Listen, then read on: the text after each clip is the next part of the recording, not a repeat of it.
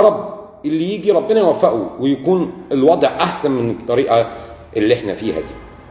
طيب الزمالك عبد الشافي لاعب عظيم عظيم في تاريخ نادي الزمالك، وبأدبه هو من احسن الشخصيات واللعيبه اللي جت في تاريخ الكره المصريه في اخر 10 20 سنه.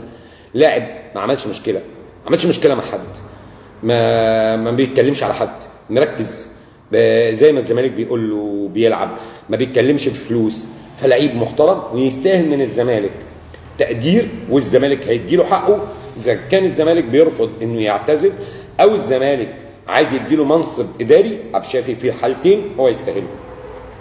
عايز اتكلم معاكم بقى بسرعه كمان في حاجه مهمه، بس مش لو ما لحقتش اتكلم معاكم فيها بالفيديو ده ان شاء الله انا هعمل فيديو تاني اتكلم فيه نقطتين على اختيارات الكابتن حسام حسن